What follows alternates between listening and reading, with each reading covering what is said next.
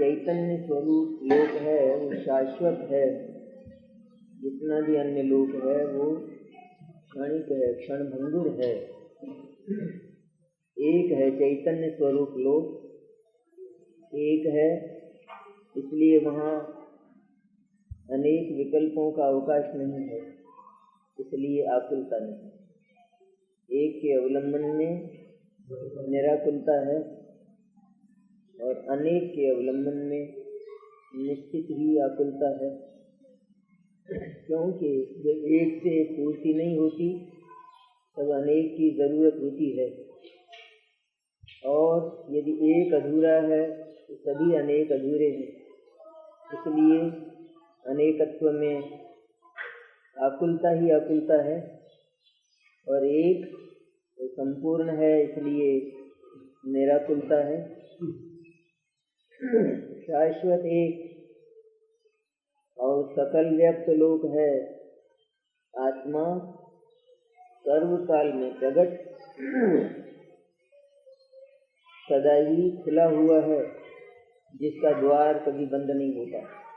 व्यक्त मैंने जो कभी छिपता नहीं, जो कभी छिपाया नहीं जाता, और जो सदा ही खुला हुआ है।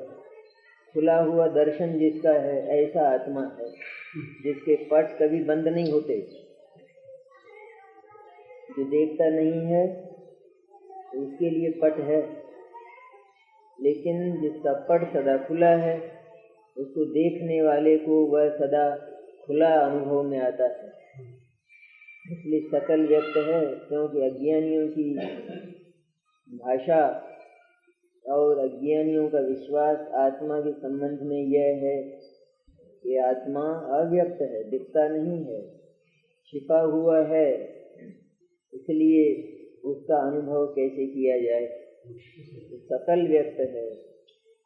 जो लोग जानते हैं वे बादलों के भीतर भी सूर्य का दर्शन करते हैं, जो नहीं जानते वे कहते हैं कि सूर्य तो छिप गया। लेकिन सूरज बादलों के भीतर व्यक्त है, प्रकट है। जैसा बाहर था वैसा ही भीतर है। सूर्य की क्षमता में, उसकी तेजस्विता में, उसके प्रकाश में, उसके ओज में बादलों के भीतर थोड़ी भी कमी नहीं आती।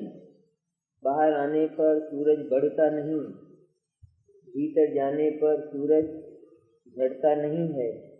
ऐसी सूर्य की शक्ति का जिनको अनुभव है, इस सूर्य को हर समय खुला अनुभव करते। इसी तरह आत्मा सकल व्यक्त है। अज्ञानी का आत्मा कर्मों से ढका है। ये अज्ञानी कहता है कर्मों से ढके हुए आत्मा का अनुभव नहीं किया जा सकता, लेकिन ढक्कन होने पर भी जिसको वस्तु का पता है वह ढक्कन के भीतर वस्तु का पूरा अनुभव करता है। कोई वस्तु हमने ढक कर रखी है, हम उसका पूरा अनुभव करते हैं या नहीं करते? ढक्कन से हम उसको कुछ कम अनुभव करते हैं। ढक्कन से क्या ढकी हुई अनुभव करते हैं? नहीं करते। ढक्कन जब देते हैं किसी वस्तु पर, उसको ढकी हुई अनुभव करते हैं या नहीं? नहीं करते। खुली अनुभव करते हैं।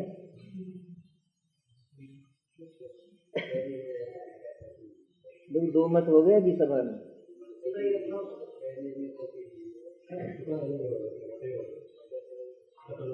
ढक्कन वाली जो चीज है उसको ढकी हुई अनुभव किया जाता है या खुला अनुभव किया जाता है?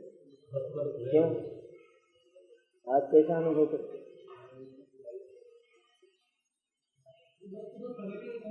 तो प्रत्यक्ष अनुभव ढकी हुई होने पर ढकी हुई अनुभव में नहीं आती। ढकी हुई के अंदर ही प्रत्यक्ष प्रकट करेगी। अभी ढकी नहीं, चीजें नहीं ढकी कभी, तो क्या अनुभव? तो दही वही दूध ढकते हो नहीं? दही वही तो जमाते हैं, रात को नहीं जमाते। सुरक्षित से थोड़ी मतलब है। ढकी हुई अनुभव में आती, खुली अनुभव में आती, ये है यहाँ की बात। ढकी हुई अनुभव आती है, ढकी हुई है, वरना कोई कीड़ा वीड़ा गिर जाए, मच्छर उच्छर गिर जाए ना, वो तो खुली हुई है ना, इसलिए ढकी हुई आती है ना अनुभव। ढके हुए होते हुए खुली हुई है ना वो, ढका हुआ ही तो करते हैं अनुभव। तो कैसा करते हैं? खुला हुआ ही है ना, कैसे करते हैं खुला हुआ? बताओ तो। लक्ष्य दिखता है हाँ बताओ, प्रत्यक्ष क्या दिखता है? वो तो आप तो ये बताओ, खुला अनुभव करते हो, ढका अनुभव करते हो? सीधा प्रश्न। खुला कैसे अनुभव करते हो? ढक्कन है?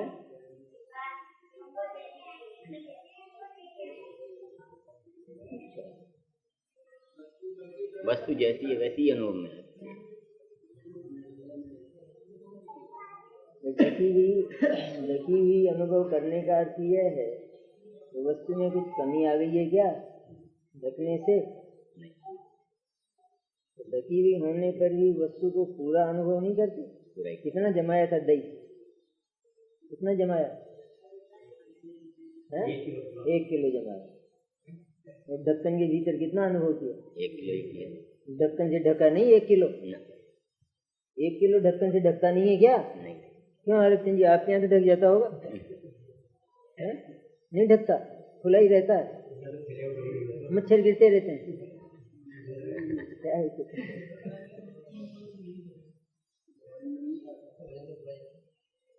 1 किलो का ढका है कुछ नहीं। 1 किलो का कुछ ढका है?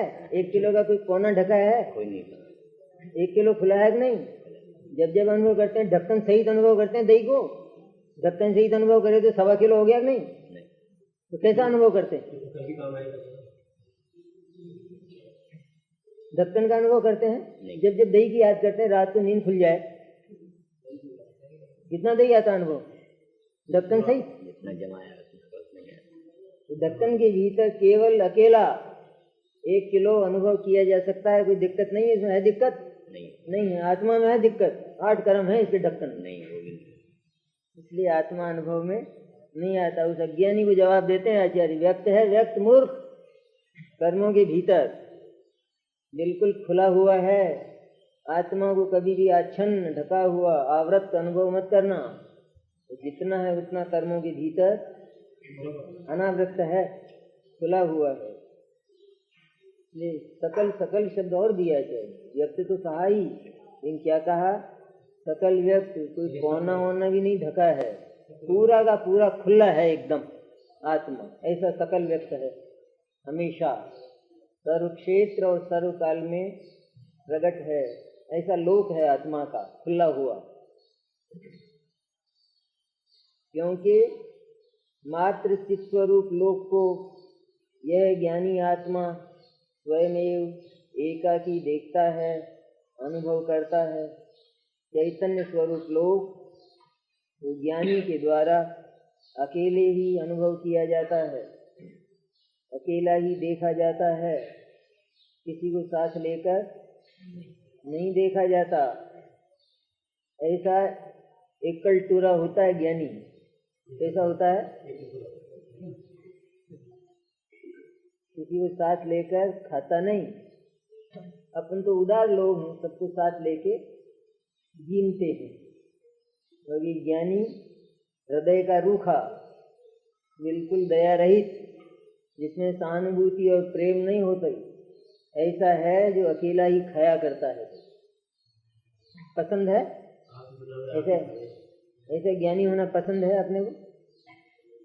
है पसंद है? ऐसा नहीं होता ज्ञानी? ये एकाकी देखता है, कह रहे हैं अकेला ही आत्मा का अनुभव करता है, अकेला ही आत्मा का कोको कोला पीता है, यूँ कहते हैं अकेला ही। और दूसरे लोग साथ लेके पीते हैं ना, साथ ले। कैसे पीते होंगे साथ लेके, जरा बताना। बारात में 50 आदमी कोको कोला पीते हैं, साथ लेके कैसे पीते हैं? साथ लेके पी सकते हैं कभी? नहीं। सब अपना अपना नहीं पीता है। और एक को दूसरे का ख्याल हो तो पी सकता है, उसका रस आ सकता है, आनंद। तो सब अकेले पीते हैं कि नहीं? हम तो साथ साथ पी रहे हैं। कोई साथ नहीं पीता है, साथ पीता है तो आनंद कपूर हो जाता है, मिट्टी हो जाता है। इसी तरह आत्मा भी अकेला ही पिया जाता है, उसका रसास्वादन अकेले ही होता है। एक एक बात लोक में घटती हुई बताते हैं आचार्य। इसलिए ज्ञानी आत्मा स्वयं एकाकी देखता है, अनुभव करता है। ये चित स्वरूप लोक ही तेरा है, उससे भिन्न दूसरा कोई लोक, यह लोक या परलोक तेरा नहीं है। तेरा कोई स्थान नहीं है, तेरा कोई दूसरा घर नहीं है। वचनामृत में आया ना, बैंसी के वचनामृत में, यह देश हमारा नहीं है। इस देश में हम रहते हैं, रहते हुए देखे जाते हैं। यह देश, ये सोनगढ़ हमारा नहीं है, धरती हमारी नहीं है। हमारा देश कौन सा है कि जहाँ ज्ञान और आनंद बिखरे पड़े हों, ज्ञान और आनंद की मणियाँ जहाँ बिखरी हों, अटूट और अनंत और सुरक्षित, वह असंख्य प्रदेशी चैतन्य हमारा है। वह देश, वह पद हमारा है। ये पीछे आया था, ये पद तेरा नहीं है, यहाँ है तेरा पद, यहाँ आ, हम बताते हैं। करुणा से भीमकर आचार्य ने कहा, कहाँ जाता है? गिरेगा न खाई में, कुएं में। यहाँ आ, तेरा पद, तेरा देश, तेरा स्थान हम बताते हैं। यही कहते हैं, ये चित स्वरूप लोक, केवल ये चैतन्य प्रदेश, असंख्य प्रदेश और अनंत गुणों की मणियाँ जहाँ बिखरी हैं। असंख्य प्रदेशों में अनंत गुणों की मणियाँ हैं, इसलिए ठसाठस है, कोई जगह खाली नहीं, कोई वैकेंसी नहीं, बिल्कुल थोड़ा भी, कोई वैक्यूम नहीं, खाली नहीं थोड़ा भी, ऐसा नहीं है। यहाँ तो भरी हुई वस्तु में कोई दूसरी वस्तु भी धरी जा सके लोक में तो, लेकिन भरे हुए आत्मा में किसी के प्रवेश की गुंजाइश नहीं है। एक परमाणु का प्रवेश भी आत्मा के असंख्य प्रदेशी अनंत गुणात्मक लोक में नहीं हो सकता। ऐसा ठसा ठसा ऐसा ही चाहते हैं, धन तो ऐसा ही चाहिए, यूँ चाहिए थोड़ा थोड़ा, आज तो है नोट और कल बीत गए, ऐसा चाहते हैं। तो कैसा चाहते हैं? इतने हो अनगिनती, जो कभी बीते ही नहीं, जिनकी गिनती नहीं हो, जिनकी कल्पना न की जा सके, इतने हो। इस तरह प्रदेश तो असंख्य आत्मा के और गुण अनंत, इस तरह है ठसाठस। ये कमरा छोटा और आदमी ज्यादा, ऐसी स्थिति है। इसलिए ये चित स्वरूप लोक ही तेरा है, उससे भिन्न दूसरा कोई लोक, यह लोक या परलोक तेरा नहीं है। दूसरे लोक में अपना अनुभव करने पर भय पैदा होता है और आकुलता पैदा होती है। ये अनुभव करता है ना, यह मेरा है, तब क्या आकुलता होती है? इसे छोड़कर चला जाऊंगा, क्या आकुलता होती है? ये लोक मेरा है, ये स्थान मेरा है, ये जगह मेरी है, ये गति मेरी है, ये कमरा मेरा है, और इसे छोड़कर मैं जाऊंगा तो निश्चित आकुलता होती है। और शाश्वत, एक और सकल व्यक्त, ये तीन विशेषण वाला चैतन्य लोक मेरा है, वो लोग कहाँ जाएगा? वह कहीं जाने वाला नहीं है। लोक के स्थान तो आत्मा के द्वारा बदले जाते हैं, इसलिए लोक के किसी भी स्थान में ममत्व कर लिया जाने पर भयंकर आकुलता होती है। ऐसी ही आकुलता होती है कि जैसी देह छोड़ने पर होती है। जैसा देह के प्रति ममत्व होता है, इसी तरह लोक के प्रदेशों के प्रति भी आत्मा का ममत्व होता है। वह क्योंकि देह वहाँ रहता है जिन प्रदेशों में, उन प्रदेशों के साथ भी उसको ममत्व है। इसलिए जैसे वो देह को नहीं छोड़ना चाहता, उसी तरह वह उस स्थान को नहीं छोड़ना चाहता। उस स्थान को छोड़ने में भी उसको प्रचंड कष्ट होता है। कौन छोड़ना चाहता है? अपना मकान छोड़ना चाहता है? मकान हो, घर का मकान, इसलिए धर्मशाला में ममत्व मत कर। तो इसी का परिणाम है ये कि धक्के खाना पड़ता है, निकलना नहीं चाहता है। अवधि पूरी हो जाए तो भी खाली नहीं करना चाहता है और बल प्रयोग करता है, तो धक्का नहीं खाता, मचलता है। हर अज्ञानी देह को छोड़ने में और देह के क्षेत्र को छोड़ने में मचलता है। तो नहीं, मैं नहीं जाता, मैं नहीं जाऊंगा, अभी जरा देर से आना।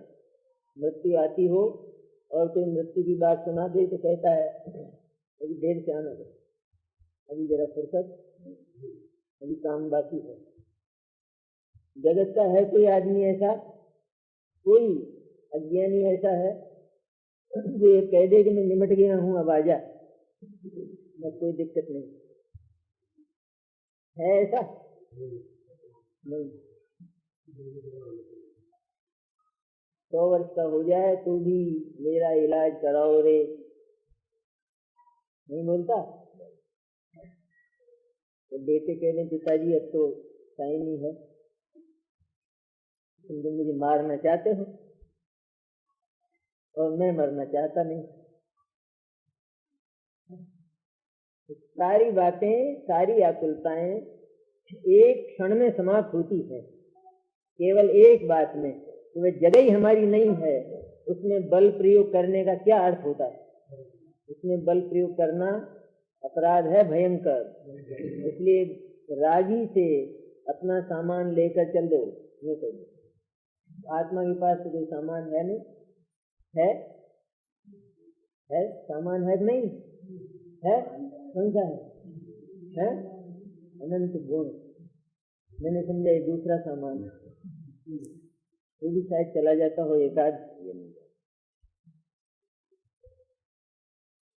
यह लोक या परलोक तेरा नहीं है, ऐसा ज्ञानी विचार करता है, जानता है। विचार करता है मैंने जानता है, अनुभव करता है। इसलिए ज्ञानी को इस लोक का तथा परलोक का भय कहाँ से हो? ये प्रश्न आचार्य का। बोलो फिर जवाब दो। हम जो बात कह रहे हैं इस बात में अगर तुमको कोई कसर मालूम पड़ती हो तो बोलो। जो इस लोक के एक चप्पे को भी, एक प्रदेश को भी, एक इंच भूमि को भी अपना नहीं मानता, उस ज्ञानी को भय हो सकता है क्या? और जो अपने रहने के लिए पर्याप्त चैतन्य लोक का अनुभव करता है, अपने आप को सुरक्षित अनुभव करता है, उस ज्ञानी के लिए भय का कोई क्षण हो सकता है क्या? कोई परिस्थिति बताओ तो उस ज्ञानी को भय हो जाए, कोई बताओ, ढूंढ कर लाओ इस जगत में से कोई ऐसी घटना जिससे उसको भय हो जाए। तो नहीं होगा। क्यों नहीं होगा? क्योंकि उसका जो लोक है वो सुरक्षित है।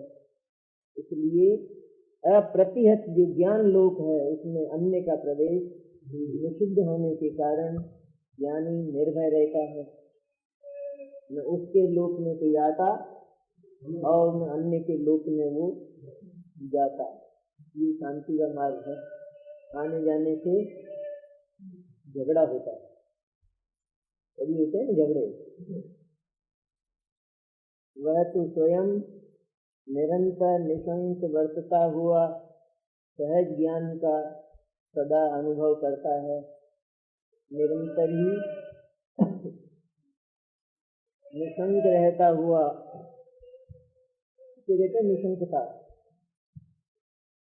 क्या होती है निशंकता? क्या नहीं होता ज्ञानी को?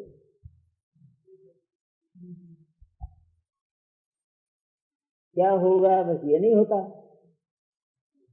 क्या होने वाला है ये नहीं होता, बहुत कुछ हो चुका है ये नहीं होता। तो क्या होता है? कुछ भी होने वाला नहीं है। और हुआ तो बहुत है, हुआ भी नहीं है। कुछ हुआ भी नहीं है, कुछ हो भी नहीं रहा है और कुछ होने वाला भी नहीं है, ऐसी प्रतीति दृढ़ता से प्रवर्तित हो तो भय क्या का कोई स्थान नहीं रहता। कलाएं हैं ये लोक की कलाएं जैसे होती है ना, 71 कलाएं, वैसी की ऐसी कला है ये।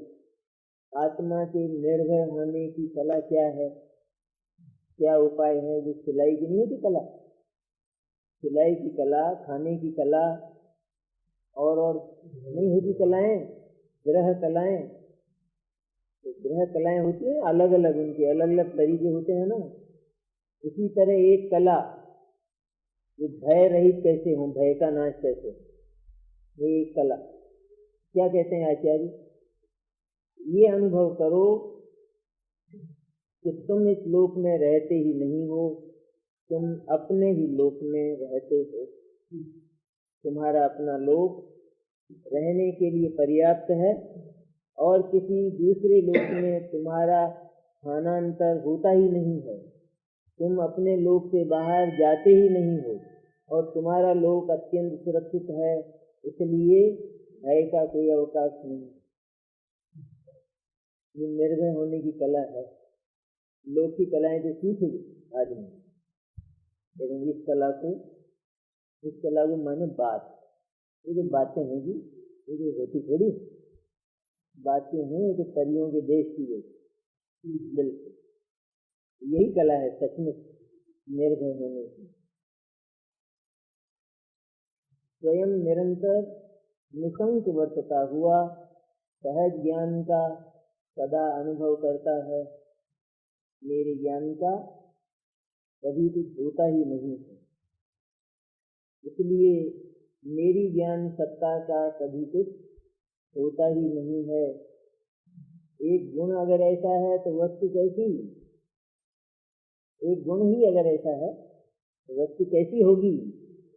आत्मा का ज्ञान गुण ही ऐसा है कि उसका भेदन नहीं होता। आत्मा का ज्ञान गुण सर्व विपत्तियों से रहित है, इसमें किसी भी बाहर के वायुमंडल का प्रवेश नहीं होता, ऐसा सुरक्षित है। और ऐसे अनंत गुण हैं, ऐसा अनंत गुणात्मक एक आत्मा है, इसलिए वह अव्ययवाद और अप्रतिहत है। ऐसा ज्ञानी अनुभव करता है, विचार भी करता है। विचार तो आवे ऐसा सच्चा विचार। भावार्थ, इस भाव में जीवन पर्यंत अनुकूल सामग्री रहेगी या नहीं, ऐसी चिंता रहना इस लोक का भय है। परभव में मेरा क्या होगा, ऐसी चिंता का रहना परलोक का भय है। ज्ञानी जानता है ये चैतन्य लोक ही मेरा एक नित्य लोक है, जो कि सदा काल प्रगट है। ये चैतन्य लोक ही मेरा एक नित्य लोक है। चैतन्य के ये असंख्य प्रदेश हैं, उनके भीतर तिलतिस मात्र भी गुंजाइश नहीं है कि कोई भीतर जा सके। ऐसा है नो एडमिशन बोर्ड है आत्मा के सामने बोर्ड लगा है, प्रवेश निषिद्ध है। ये झांकता भी नहीं है, प्रवेश निषिद्ध है। वहाँ आत्मा के भीतर झांकने के लिए कोई रोशनदान भी नहीं, ऐसा आत्मा है। ज्ञानी जानता है ये चैतन्य लोक ही मेरा एक नित्य लोक है। चैतन्य लोक का असंख्य प्रदेश, इसको कहते हैं लोक। क्षेत्र, लोक किसकी अपेक्षा है? क्षेत्र की अपेक्षा।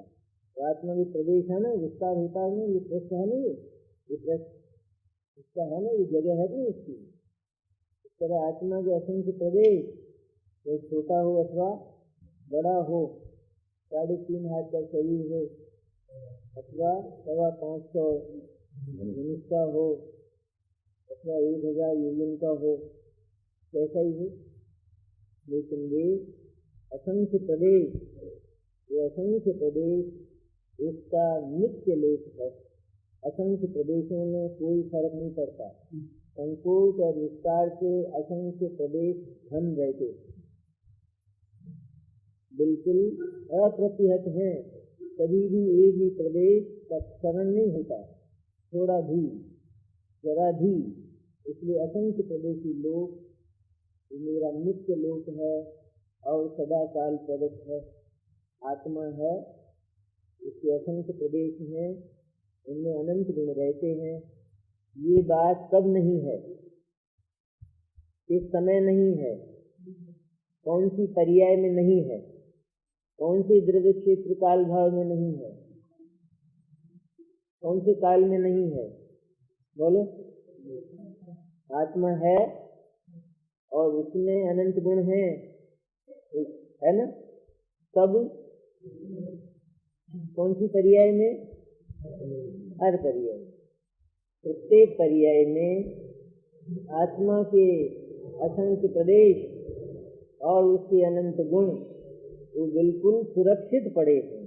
वो नित्य हुआ नहीं हुआ, नित्यता का अनुभव वो सच्चा हुआ झूठा, और मेरा नाश होता है ये झूठा सच्चा। निर्गुण जीव है जो सबसे छोटा होता है, सबसे छोटा निर्गुण, सबसे छोटी अवगाहना होती निर्गुण जीव की। जितने भी जगत के है ना, नारकी, तिर्यंक, मनुष्य और देव, उनमें सबसे छोटी अवगाहना तिर्यंक गति में निर्गुण जीव की उत्पन्न होने के दूसरे या तीसरे समय में होती। कब? उत्पन्न होने के दूसरे समय में अथवा तीसरे में, पहले में भी नहीं। तो जो आकार होता है ना, वो आकार दूसरे तीसरे समय में सिमट जाता है।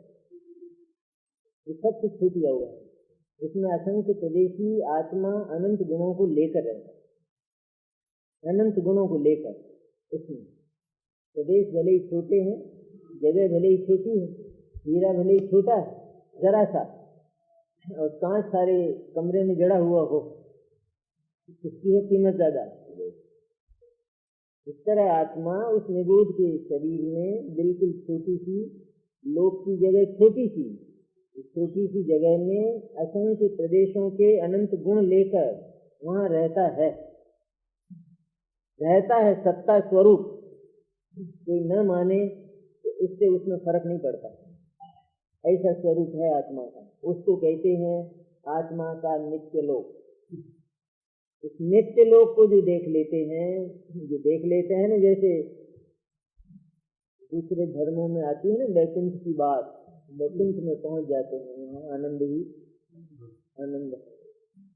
इस तरह आत्मा के नित्य लोक का एक बार दर्शन कर लेने पर मन चकित हो जाता है, मुग्ध हो जाता है उस पर। उसमें अनंत गुणों की मणियां जड़ी हैं उस बंगले में। असंख्य प्रदेशी जो बंगला है उसमें अनंत गुणों की अनमोल मणियां जड़ी हैं। मुग्ध हो जाता है एक बार, देखता है तो।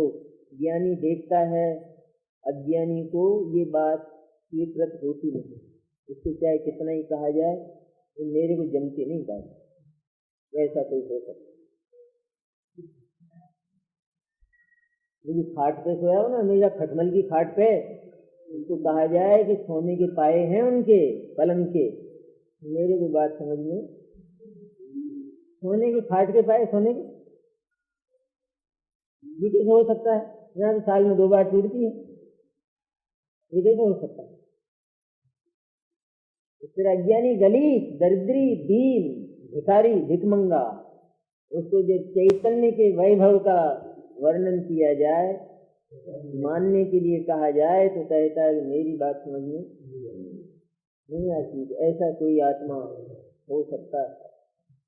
क्षणभंगुरताएं समझ में आए, जिसमें आग लग जाए वो तो समझ में आवे, लेकिन जिसमें कभी आग नहीं लगती वो समझ में नहीं आता।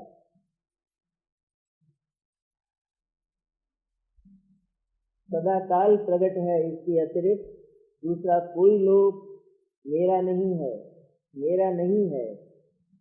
ये कितना बड़ा ईमान है ये, इतना बड़ा धर्म है ये, अपना तो बस इतना ही है, ये हाउसिंग बोर्ड का मकान, बस बाकी और अपने, बाकी और साहब ये कोई अपना नहीं, अपना तो बस ये जहाँ अपन है वही है और नहीं है। अज्ञानी क्या कहता है, सब अपने ही है, ये सारे सारे अपने ही।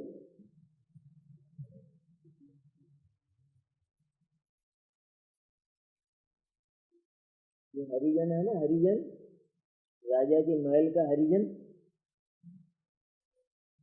वो अपनी समधी को अपना वैभव दिखाने जाता है।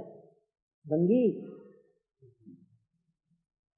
तो समझी आवे ना कोई घर पे, तो वैभव दिखाने जाते हैं ना, वो अपना वैभव दिखाने जाता है, तो राजा के महल के पास जाके कहता है ये महल भी आपके गुलाम का ही है। तो क्या कहता है, क्या सफाई करने जाता है, ऐसा वैभव दिखाता है।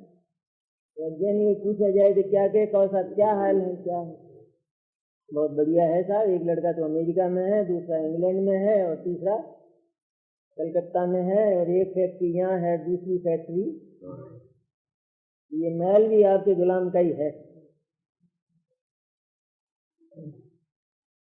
लेकिन इस हरिजन से अच्छे हैं हम, हरिजन कहे तो जरा सबक बिखर जाए ना,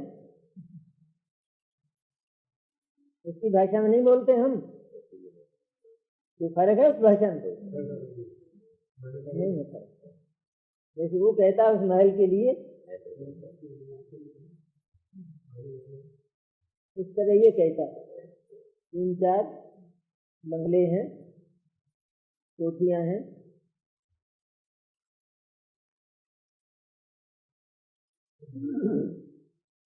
हम भी अपनी समझियों को दिखाते हैं। लड़की की करना हो ना कहीं, पहले दिखाते हैं नहीं का एक तो ये है, एक तो उसको विश्वास हो जाता है, हाँ जरा ठीक है मामला आएगा, जरा अच्छा रहे, ठहराव वहराव करने की जरूरत। ये मेरा चैतन्य स्वरूप लोग किसी के बिगाड़े नहीं बिगड़ता, ये तो प्रगट प्रमाण है कि आत्मा अब तक न माना जाने पर भी बिगड़ा नहीं है, बिगड़ा नहीं है, वैसा का वैसा ही है, नहीं माना तो भी। ऐसा जानने वाले ज्ञानी के इस लोक का अथवा परलोक का भय कहाँ से हो? जो ऐसा जानता है, जो ऐसा अनुभव करता है, उसको इस लोक और परलोक का भय कहाँ से हो? तो इस लोक का भय वर्तमान की अनुकूलताओं के वियोग का है, और परलोक का भय जो आगामी अनुकूलताओं के संयोग का है, मिलेंगी या नहीं मिलेंगी, और ये चली जाएंगी, अथवा अनिश्चितताओं का हो निरंतर, अनिश्चित की आशंकाएं हैं, और अनुकूलताओं के विरह की चिंता हो निरंतर, कि इस लोक और परलोक संबंधी भय ज्ञानी को इसलिए नहीं होता, इस लोक में मेरा कुछ भी तो नहीं है, तो डरने की कहाँ बात। इस लोक में जितना कुछ संयोग है, उस संयोग से मेरे तत्व का, मेरे आत्मा का कुछ बढ़ता नहीं है, उसके चले जाने पर मेरा कुछ घटता नहीं है।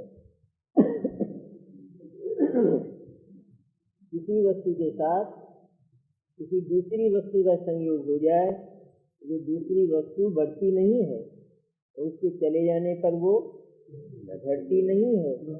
इसलिए वस्तु व्यवस्था ऐसी है कि उस वस्तु में किसी भी प्रकार का हीन परिणमन नहीं होता। होता है, कढ़ाई में हलवा बनाए कभी सारा ही खा जाए, बिल्कुल न बचे उसमें, और उसको राख से रौंद कर पटक दे, तो वो रोटी है कढ़ाई, मेरा हलवा रोटी नहीं रोटी। क्यों नहीं रोटी है? क्योंकि वस्तु व्यवस्था ऐसी है। ये अलग बात है उसमें ज्ञान नहीं है, ज्ञान नहीं है तो भी कुछ न कुछ तो हो ही सकता है। नहीं हो सकता। कृष्ण जी तो पढ़ने मन हो जाए कढ़ाई में, कढ़ाई नाचने ही लगे, चलो और नहीं तो हलवे का विरह हो जाए तो वो नाचने लगे, उठ उठ के पढ़ने लगे, कुछ हो न। लेकिन क्योंकि हलवे से कढ़ाई की कीमत नहीं बढ़ी थी, इतना जरूर कह सकते हैं कि इस समय ये कढ़ाई 100 रुपए की, 1000 रुपए की है, इतना कह सकते हैं। लेकिन इससे उसका तोल नहीं बढ़ा, कीमत नहीं बढ़ी, उसके चले जाने पर उसकी कीमत नहीं घटी, उसका तोल नहीं घटा, वो उतनी की उतनी है, उसको कोई दुख दर्द नहीं है। लेकिन मेरे को हलवे से क्या काम, वो नालायक आवे या जावे, मेरे को क्या मतलब है उससे, हलवे से। हलवे का और मेरा कोई संबंध बैठता ही नहीं है। मैं हलवा खाऊं या हलवा मुझे खाए, क्या हो दोनों में से? न तो मैं हलवा खा सकती और न हलवा मुझे खा सकता। तो मैं इतनी ठोस हूं कि हलवे का प्रवेश मेरे में, तो मैं खा नहीं सकती, और हलवा मुझे खाए तो वो हलवे की कुछ हो जाएगी ना। तो संयोग में होता है वस्तु का कुछ। आत्मा के साथ विचित्र प्रकार के कितने ही प्रकार के संयोग हों, उससे आत्मा की वृद्धि हानि नहीं होती। अज्ञानी वृद्धि और हानि का अनुभव करता है, इसलिए भयभीत और आकुलित होता है। नियम हो गया। संयोगों में मिली हुई आई गई चीजों में, अकस्मात आने वाली वस्तुओं में ममत्व कर बैठे तो निश्चित भय और आकुलता होती है। वो अपराध है और वो दंडित भी होता है। सम्यक दृष्टि सारी वस्तु व्यवस्था को खुली आंख से देखता है, खुले ज्ञान से देखता है, और ये देखता है इस लोक में मैं बिल्कुल अकेला और पूर्ण हूँ, मेरे पास सामग्री की कमी नहीं है। जिसके पास कमी हो वो इधर उधर झांके, रेल में जिसके पास टिफिन नहीं हो वो झांके दूसरे के टिफिन पर, और अपना अपना टिफिन खोलो और खाओ। इसलिए नहीं हो सकता ज्ञानी को खाए, वह तो अपने को स्वाभाविक ज्ञान रूप ही अनुभव करता है, अपने को सदा ज्ञान रूप मैंने निर्भय निशंक आनंद रूप, जो ज्ञान किसी का आदान नहीं करता, ग्रहण नहीं करता, किसी को कुछ प्रदान नहीं करता, ऐसा संपूर्ण ज्ञान अर्थात संपूर्ण आनंदमय है, ये ज्ञानी की अनुभूति होती है।